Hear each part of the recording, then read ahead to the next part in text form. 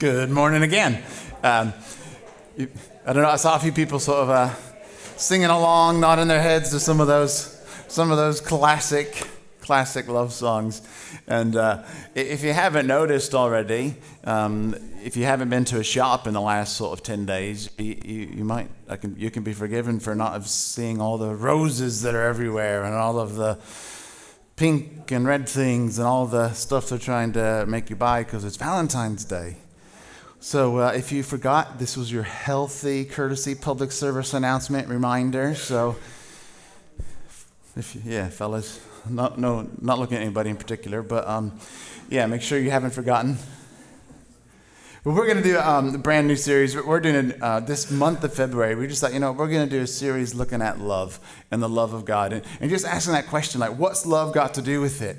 And really the answer is everything. Everything. And over the next couple of weeks, we'll just sort of jump in and have a few, just dive in and look at what love is. And I get to kick it off, and I'm going to go all the way back to the beginning, and I'm going to tell you a story. And this story is a true story, and this story happened before any of us were alive, before any of us were in the room, before any of us, even existed a very long time ago. And what happened was, this story itself is actually found in the Bible. And the story, the book of the Bible, if you don't know what the Bible is a collection of books. It's like a mini library. It's not just one book. It's all put together, but it's put together as one book, if you like. But there's 66 different books written over thousands of years. And then they were put together after Jesus had already died and risen from the dead and left this earth. It was put together, and that's how the Bible itself was put together. We're going to be looking at that in a couple months. We're doing a series on the story of the book, if you like. But the Bible is one arching narrative, if you like, and all these books have got one big story in it. And the one big story is bigger than, if you've heard of these characters. Maybe you've grown up in a church, maybe you haven't, but you still might have heard of some of these names. People like Adam and Eve and Noah and the ark and this guy named David and a giant called Goliath. And you might have heard some of these stories, Moses and Pharaoh, and you might have heard about some of these people, and you might have heard of Esther and the queen, and you might have heard some of these characters. But this story I'm going to tell you is bigger than all of their stories. It's bigger than all of the individuals' stories that are in there, because there's one great story woven through the entire 66 books. There's one big story, if you like. And a lady named Sally Lloyd Jones writes about it like this. I'm going to read the quote to you. And she says this. She says, "Maybe you feel or have the idea that the Bible is basically a book of rules, telling you what you should do and what you shouldn't do. Tells you how to behave. And the Bible certainly does contain some rules in it, and they do help you live a better life. But the book of the Bible isn't a book of rules. That's not what it's mainly about. It isn't mainly about what you should be doing. It's more about what He has done." Some people also think that the book of the Bible is just a book of heroes, showing you the people that you should be like. And there's lots of cool people in there. But most of the people in the Bible are not actually heroes. They make mistakes. They get afraid. They run away. They hurt others. And sometimes they did it on purpose. The Bible is not a book of heroes. And she carries on and she says this. She said, "The Bible is not a book of rules or heroes. Most of all, it is an adventure story about a brave young prince who gives up everything, his palace, his throne, his life, all to rescue the one he loves." The main story of the Bible. And maybe you're new to Christianity, or maybe you've been around church for a long time, but it's important to know that the one story is about the one prince who gives everything for the one that he loves. That's the main story. But then it gets you thinking, like, okay, if he's come to rescue, so if he's the prince and he's the hero, he's come to rescue, Like, what are you being rescued from? And then the book of the Bible carries on. It gives us sort of an understanding, a perspective about what he's come to rescue us from. It tells this story. You might have heard of it before. Adam and Eve, who were created by God and put into this garden. And maybe you believe that story is literal and that's exactly how it happened. And maybe you don't believe it's exactly how it happened. But for the point of the story, it's actually not relevant. It's not a story necessarily about how everything began. It's a story about how God's heart was and is for people. And he puts these people in this garden. And he tells them, the whole place is yours. You've got the whole place. Just imagine having all of that space that you can explore and, tend. And they're given authority. They're given permission, if you like, to work the ground, to kind of make it their own. They're not just, they're not just sitting there doing nothing. They're actually empowered to make their own decisions. They're given the right to work the space. And then they get given one instruction. And out of all the space, you can have everything. But there's one thing, just one thing I'd like you not to do. There's a tree here. Please don't eat from this tree. You can have everything. But the one thing, don't eat from the tree. Now, if you've got children, if you've got little kids, have you ever sort of like gone somewhere? I remember this, like when we went places and I was younger. Like, man, my parents gave me way more than just one rule.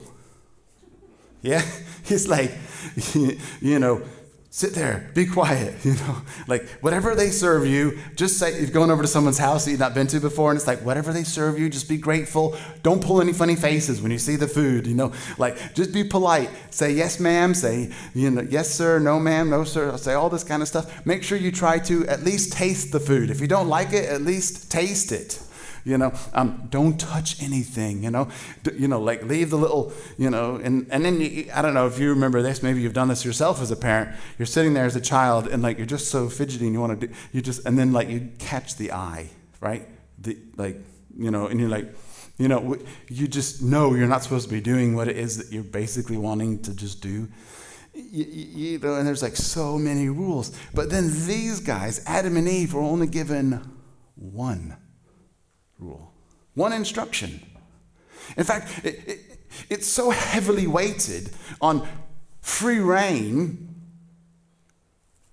and don't just do the one thing. Just leave the one tree alone. But you can have everything.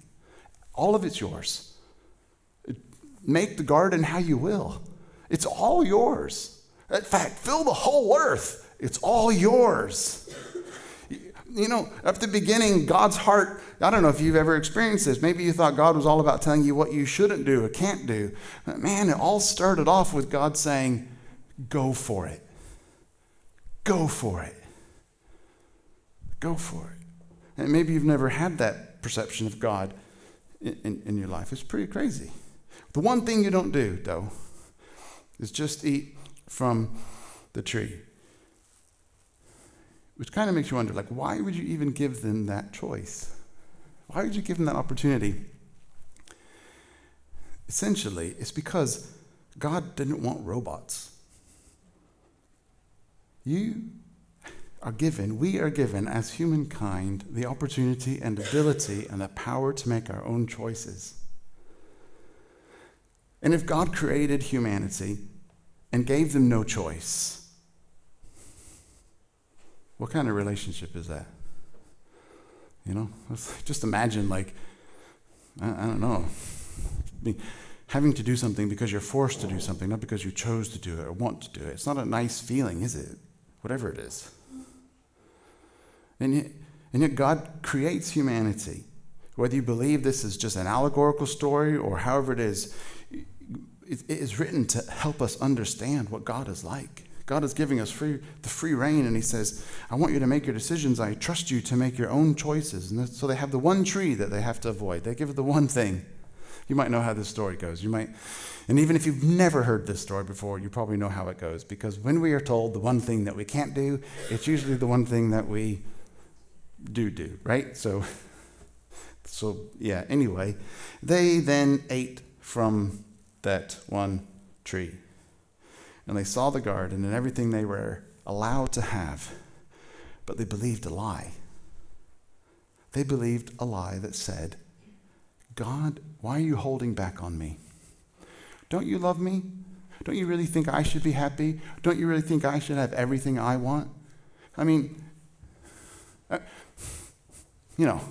you really care about me anyway? Do you really, really care about me? And they believe a lie that God is not enough and that God is not complete enough to make them complete. They think he's holding out, that he's somehow keeping them back and restricted from something. And they believed it. And God knew that if they ate from that tree, they would believe the lie. Sort of symbolically, they take the fruit and they eat it. And when you eat something, it goes inside you. And it's like the lie goes inside. It seeps in like a poison. And the Bible just explains that this is where everything started to go wrong with everything in the world. When we believed that God wasn't enough. When we believed we could do it our own way. When we believed that he was unkind and unjust and didn't want to really look out for us. This is what the Bible explains is basically what's wrong with everything in the world. And this lie seeps into their heart. And they did more than just break a rule and break an instruction. They actually broke a relationship because they broke God's heart. They betrayed trust. Something happens, and this is true. You don't even have to be a follower of Jesus to know this is true. When something happens in your life, when somebody has broken trust or done something that wasn't right, it damages the relationship, doesn't it? You know that's true, and this is what happens in this case. It damages the relationship, and there was a break in the relationship between God's wonderful creation and the Creator. There was a break in the relationship. And, everything was supposed to live and last forever, if you like. But the Bible explains it like this is when sickness and death seeped into the world. This is how it explains it. Broken relationships, sickness in relationships, sickness in how we feel about ourselves, sickness in all of our understanding. This is how it explains it from a biblical perspective, if you like. And this poison, if you like, has another word. Another word that this is used for this poison is this word sin. And it's not like a popular word. We're not supposed to talk about it in modern churches, so just forget I said it. But anyway, it's called sin. And this poison seeps in, and it's called sin. Now, you might think, that's kind of a not very comfortable word. But it's true. Because when people mistreat you, it breaks relationships. It's a poison that hurts people. We just have to look around the world. You have to turn on the news, read your news feed, and there's people all around the world that still continue to hurt, mistreat, and abuse one another. Even though we have the opportunity to do good, we choose to do what wasn't good. It's just humanity. You know that this is true. And the story goes on, and it basically explains to us that no matter how hard we try, we can't cover it up. No matter how much we scrub, you can't sort of wash this poison off, if you like. No matter how hard you try to appear good or appear that you've done things well. Maybe you try to never say a harsh word, or you always go to bed on time, or you always eat your broccoli, or whatever it is. You always do the right thing at the right time. And even if you try to do all the right things in the right way at the right time, it still doesn't deal with the poison. So it's still there. It's still residing in our hearts because all humanity has been infected and affected by this poison. You can ignore it. You can stick your head in the sand and pretend it's not there. You can actually justify all of your behaviors. You can justify everything that we do and call it right and call it good and say, I'm not hurting anybody. It's not a problem, no harm, no foul. We can call it those things. It still doesn't mean that the poison doesn't exist. It's still there. No matter what we call it, whether we ignore it or face it head on, it's still there. We can't actually deal with it. This is essentially the narrative of the Bible, the story of the Bible. This is how it explains that everything is wrong. What's wrong with everything, if you like. This is how it explains it. And if there's no way to get rid of the poison, then what's the point trying anyway, right? I mean, what's the hope? If there's no way to do it. So therefore, to deal with a problem so big and so epic that it affects everyone, everywhere, there has to be a big plan that can deal with everyone, everywhere. Because if the poison is a global problem, a global pandemic, we need a global solution. It can't just be for a certain person or a certain type of person or certain people group. The solution has to be for everyone if the problem affects everyone. Now imagine just for a moment that you and I were a God, that we were the ones that created this world and did all of this stuff, that we were the ones that, I don't know how you do it. Maybe you magically rub your hands and sprinkle some dust. Maybe you do like the sort of Nordic mythology and spit into a bowl and can create people that way. I don't know, maybe a Greek, a Roman. Choose your creation mythologies. How do you do it as if you were a god? Or maybe you just like click your fingers or just create an avatar and click enter on the keyboards. I don't know how you do it. But if you were a god and you created this environment, you created this world, and you can see the way everybody is messing up what you created. And you can see that you gave them opportunities you gave them the choice to choose right things, and that they chose to hurt one another. You give them the choice to care for one another and love one another, and yet people still continue to abuse and mistreat one another. You give them the opportunity to earn wealth and make better lives for themselves, and they just use it for corruption. It's like, come on, every opportunity I'm giving you, you actually just seem to twist it and turn it into something else. So if you were God and this is what was happening with the people that you created, what would you do? If you gave them freedom and they abused it, what would you do? What do you do as a parent? What did your parents do to you? What did your school teachers do to you? They gave you some freedom and you abused it. I mean, what happens? You got a detention, right? You get punished. If you and I were a God, we would know what we would do. I think we'd make them pay, wouldn't we? When we tell them off, slap them upside the head, shake them a bit,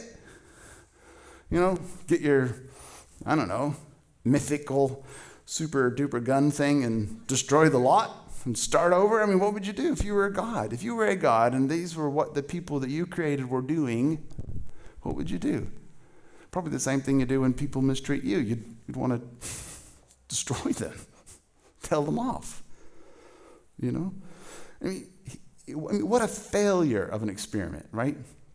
God has this wonderful idea. I know what, I'll put these two people in a perfect little garden, and they're going to have everything they want, and it's going to be it's going to be paradise, and it'll be so lovely. It gives them this wonderful thing, and they just blow it out of the water. They destroy the whole lot. I mean, what a failure of an experiment, right? If you think about it. So if I was a God, and that's what happened, done with, get rid. And the Bible tells us there's a different plan. There's a bigger story. God had a different plan. God had a different idea because he wanted to get his children back. He wanted to rescue the ones that were lost, the ones that were stuck believing a lie, that he wasn't good, that he wasn't enough, that he wasn't loving, that he wasn't kind, that he wasn't caring, that he held back from giving them all that they wanted. He wanted to rescue them and draw them back and undo the poison of the lie. But it's weird. Why would he even bother? Right? I mean, would you even bother? If we were a God, would you bother? Would you even bother? It's weird because no matter how much the poison was spreading and infecting more people all around the world, no matter how far it was going, God was not stopping loving. He was carrying on loving with an unshakable, unstoppable, crazy, wild, always and forever love.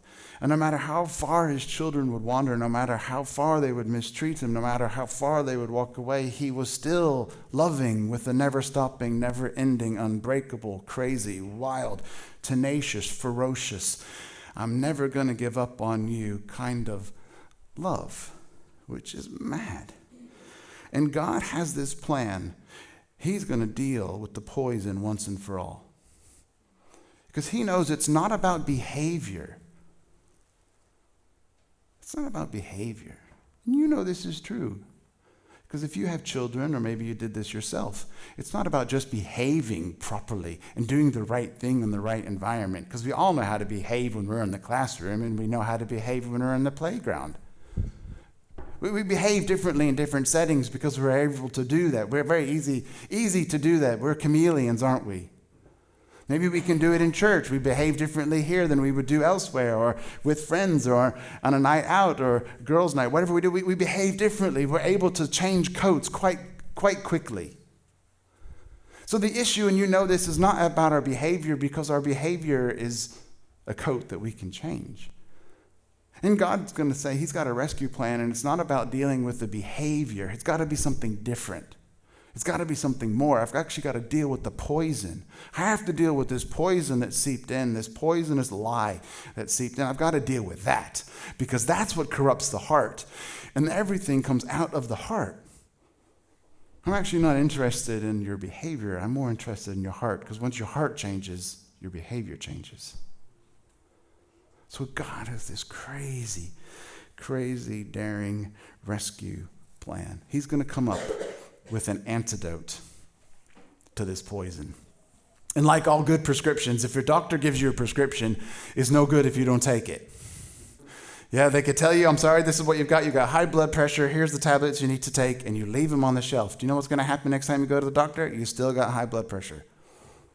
Okay. If you've been diagnosed with something and your doctor gives you a prescription, you got to take it. And so Jesus says, I'm going to come up with a prescription. I've got an antidote for this poison, but I don't violate people's free will. I'm going to let them choose it. But there's going to be a way to get rid of the poison. This is his great plan. This is his great idea. Okay? He comes up with a daring rescue mission. And to be honest, you probably haven't ever heard this said in a church before. It's one of the stupidest, reckless, and most foolish plans ever. You know how to get people back in line, don't you? You shout at them. Everyone been on a sports team? You're going the wrong way on the pitch. What does your coach do? He shouts at you. She shouts at you because you're going the wrong way.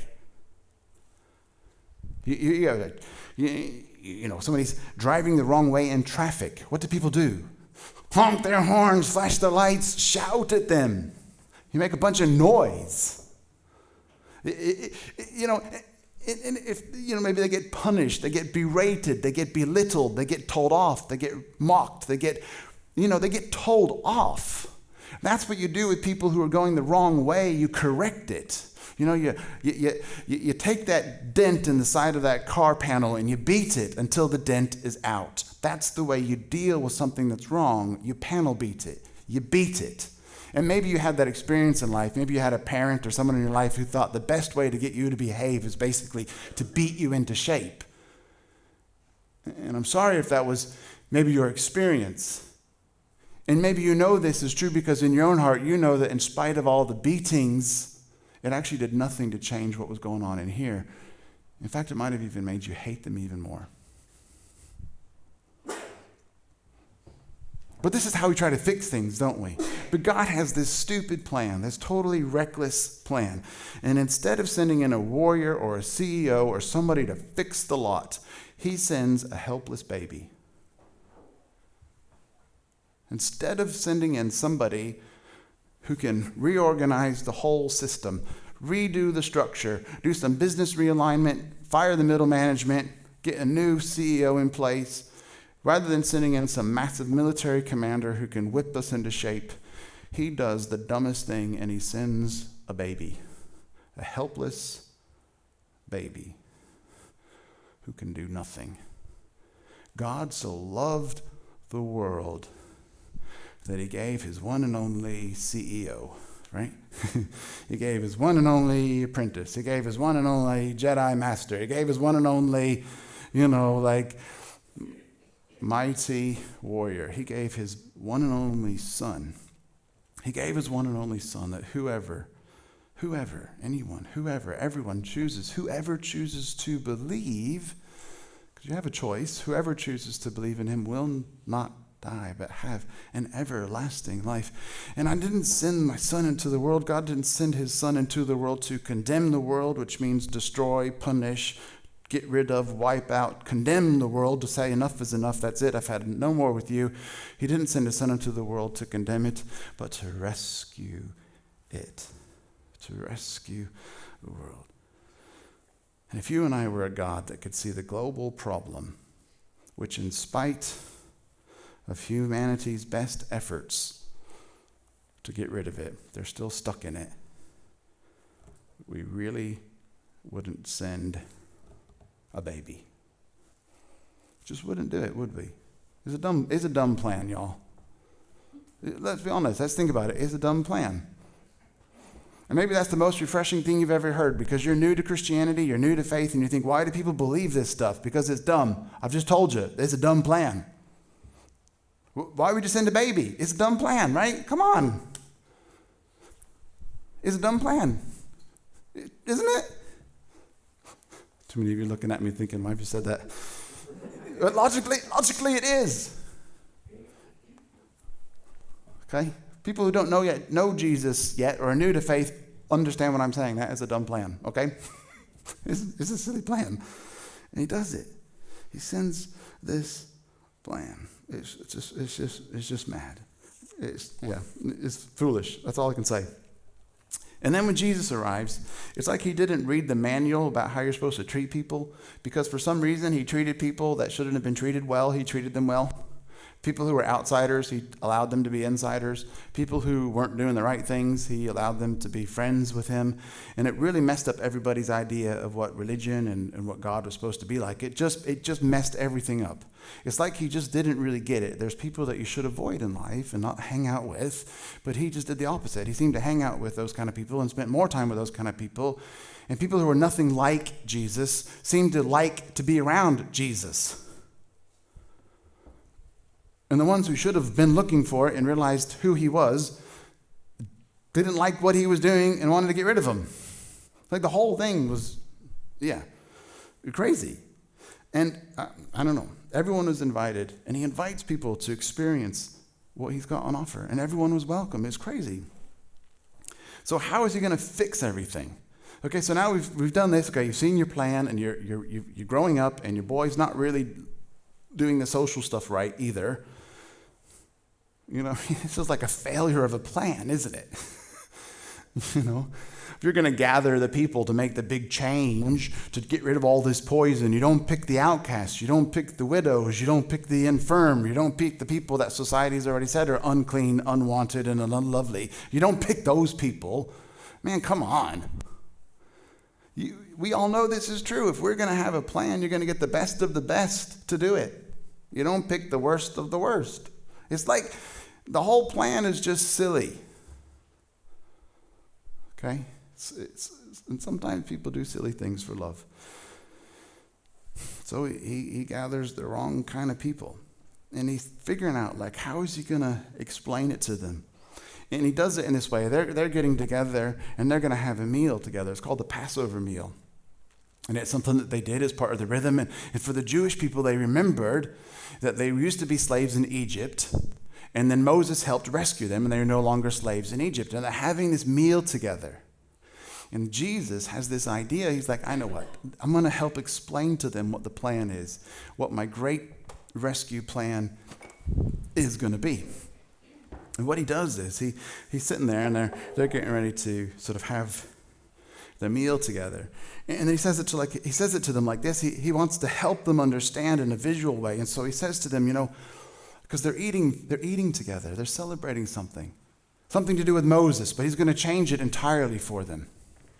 It's not to do with the slaves in Egypt anymore. It's not to do with you being the people 2,500 years ago when Moses came and rescued you. I'm gonna make it a little bit more applicable. I'm gonna bring it up to date for you. It's no longer something in the past. It's gonna be something in the present. It's not something you remember. It's gonna be something that you live. And then this is what he does. He says, oh, take the bread. This bread that we've got here on the table. Think of it like this. If this bread was my body, I'm gonna be broken so you can be healed. I'm going to be torn apart so that which was damaged can be restored. It's like he wants them to understand, and he's trying to help them understand that he's going to take what they know and I'm going to repair everything that's wrong with the world. And then he takes some of the wine and he's like, think of it like this, they're there at the table, and he takes it and he's like, this would be like my blood. I don't know how else to help you understand, but my life is going to be poured out for you. My life is going to be poured out for you. Can you understand what I'm trying to do? I will die so you can live. That's my plan. I'm going to die so you don't live in the past, that you live in the future. You keep looking back and thinking about, we were slaves in Egypt, and guess what happened 2,500 years ago? I don't want you to live in the past. I want you to live in today, the now, the today, which is no longer then, but which is now. This is how I'm trying to help you understand. This is my great rescue plan. I will die so you can live. And my life will be broken. My body will break and be torn, and my blood will be poured out for you. For you. And Jesus is going to take the punishment for everything. For everything. He's going to take it all. But he had done nothing wrong. He's going to take the punishment for everything, but he had done nothing. That sounds like a foolish plan to me. Sometimes fools, when they're in love, do crazy things. They do, don't they? And later that night, Jesus is betrayed by one of the friends that he just tried to explain it to. And he gets arrested, and he gets dragged before court, and he gets beaten and tortured and smack him around, and then eventually he's put on a cross. He's there, and they're going to kill him, and they put him to death. And this is why it's such a foolish plan, because it obviously is failing. Great ideas, guys. I'm telling you this in a little room, and then he gets publicly put to death. Publicly put to death. It's like, that just would be like, I don't know, weird, isn't it? It's like the most public failure ever. Over. End of. Mission done. Leader killed. Followers, routed. Like, he's finished it. He's done it. He failed. He's dead. The movement's over. It just seems like such a dumb plan. It does seem like a dumb plan to us, a foolish plan. And there he is, being mistreated and abused, and people are making fun of him, and they are mocking him, and they're saying, do this for us, do this, and yet he just takes it. He just takes it. And the thing is, if anyone treated you that way, what would you do to them? If anyone treated you the way we treat Jesus, what would you do to them? If you got people that write books about how God is such a blight on society and our grand God delusion and how this has ruined everything in our lives. People write books about how you don't even exist, and people have university lectures and places you can go to basically arm yourselves with the evidence about how this person who came to love is basically horrible and unkind. If people treated you that way, if people talked about you that way, if people slandered you that way, if people mocked you that way, if people took what you offered to them, and if people treated that way, what would you do? If people treated you that way, you would not take it. You know, if you've got children and they're disrespectful to you, what do? Take it? No. Like, that doesn't happen in my house. Hopefully. Think about it. Like, if people disrespected you and mocked you and mistreated you the way that people mistreat Jesus, would you still love them? Man, sometimes when you're in love, fools do crazy things. Jesus loving in spite, and he just takes it. You know, and if there ever was a moment for him to prove himself, this is the moment, wasn't it? He could have ripped himself off that cross, and we've talked about this before, haven't we? This was the moment he could have just shown his muscles and said, this is it, I'm here. I mean, that could have shut up all those critics once and for all. But it didn't. Because his grand plan was for his body to be broken, so that which is broken could be healed, and his love and his life to be poured out. That was his plan. He was going to give it all.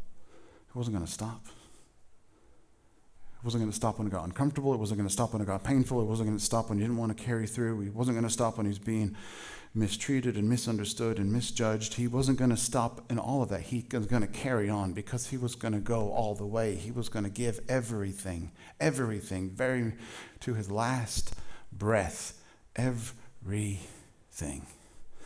Because when you're in love, you do crazy, foolish things. You go further than people think you should go when you're in love. You just carry on. And he takes it. He takes it all. He takes the abuse. He takes the spit. He takes the arguments. He takes the hate. He takes the vengeance. He takes the fists. He takes the spears. He takes the whip. He takes it. And the King of the universe bows his head, and he takes a crown of thorns. The giver of love and life to the world reaches his arms out, and he takes the nails, and he takes the spear to his side. He gives, and he gives himself away. And he takes it. He takes everything that we throw at him. And he takes the stuff that we can't even see. He takes the brokenness. He takes the shame. He takes the pride. He takes the lust. He takes everything that we can't even see, but because he takes everything that was ever wrong with the world, he's going to take all of the poison, all of it. He's going to take it all in one go, and he's going to take all the poison down to the last drop. He's taking it all. He's taking everything that has ever been wrong, that anyone has ever done wrong and will ever do wrong. He's taking it all. All. He's going all the way.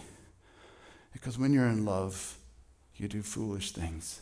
He's going to take it all. He takes everything that was broken with the world, everything.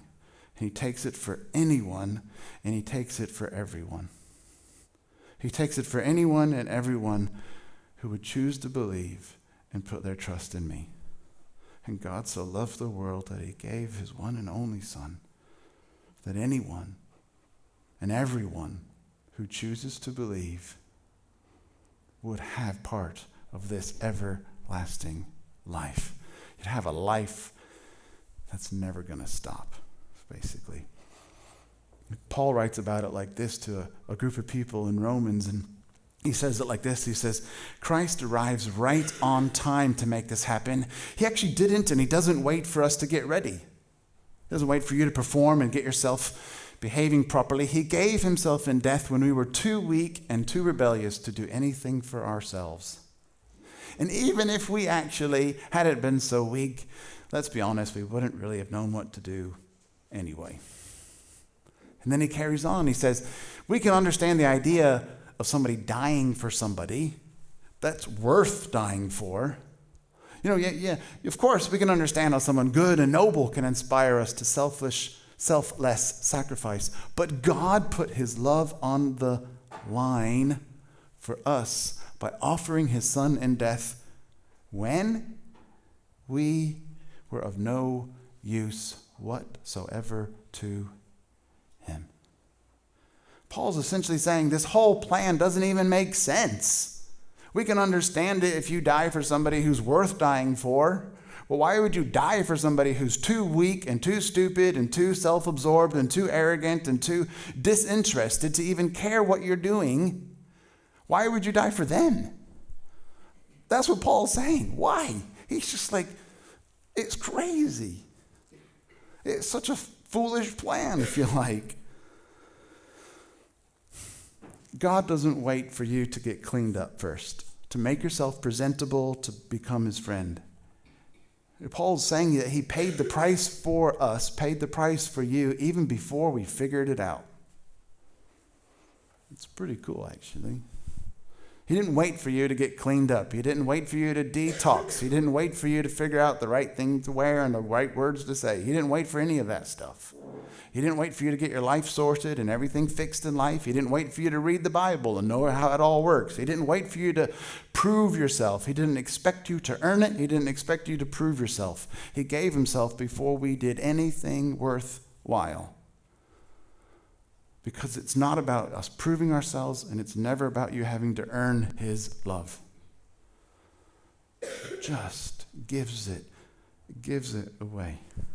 Paul writes this in Corinthians. He says this. He says, the whole message of the cross is foolishness. It seems foolish. It's foolishness to those who are dying.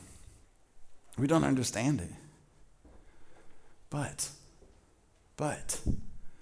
to those who are being saved, it's the power of God.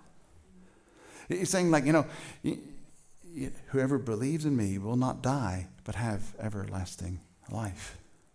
From the outside, this is such a dumb plan. This is such a stupid plan. This is such a foolish plan. It doesn't really make sense in the logical sense of the way things work. And to us, it can seem totally foolish. And Paul says, yes, the cross itself actually does seem way foolish. It doesn't make sense. And if you're perishing and you're dying and you think, I don't want any part of that, it is foolishness to you. But when you realize the other side of the story and you take it by faith that, wow, this is what Jesus was doing and this is what he did for me, all of a sudden, it's not foolishness. It's actually the power of God rescuing you, saving you. He carries on and he says, the foolishness of God is wiser than all of humanity's wisdom. And when you're in love, you sometimes do foolish things. Nobody was more foolish than Jesus. He gave himself away, not knowing if anybody would even understand it, accept it, or reciprocate. He just gave himself away. And we're going to close now. We're going to have a time of communion as a reminder of what Jesus has done. And the thing is, when everyone else says stop, give up on them, write them off, don't care about them anymore, Jesus just keeps going. He doesn't stop loving. When we mistreat him and abuse him, he doesn't stop loving. When we get it wrong and make mistakes, sometimes by accident and sometimes on purpose, he doesn't stop loving us.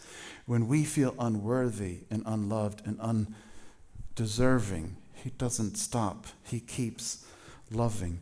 And when we slip into habits of trying to perform for him to earn our love, he still keeps loving. We get it wrong and he still keeps loving. And he will never stop loving you. He will never stop loving me. He will never stop loving us. He cannot stop. He will not stop. He will never stop. And as we get ready to do the communion, there's this verse that Paul writes to the Ephesians, and he just says, I really hope, I pray, I long that you may have the strength to just understand. I hope that over the next few weeks and today and this idea of where we look at the love of God and how it affects everything, I just pray that we can grasp, we can understand how wide and how long and how high and how deep is the love of God. And to know that this love, it defies logic. But may you be filled with the fullness of God.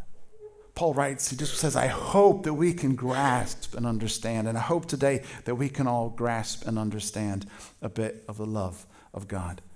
We're going to play the worship song that Kevin led at the end. We're going to play that while we break the communion. And if this is your first time here, everyone is welcome at the table. Because Jesus did communion and he broke the bread and he poured out his life and he shared it with his friends, and they didn't understand what was going on. And we want everybody to know that this moment is a powerful moment. You don't have to perform or earn it. You just have to receive it. You just have to accept it, that Jesus has given his life for you. And maybe you're not yet a follower of Jesus, and I'd love to talk with you and pray with you. And this is what Jesus does. He says, come to the table. It's an open offer. I've prepared a place for you. It's for you. You don't have to pay for it. You don't have to buy it. You don't have to earn it. It's for you. So just to be clear, we let and invite everyone to come and experience the table. And it's juice there. And just to make clear, there's gluten-free bread in the little bowl as well. So yeah, could I pray and then we'll put that song on, please? Heavenly Father, thank you so much for just your incredible, surprising, astounding, reckless, wild love. God, thank you so much.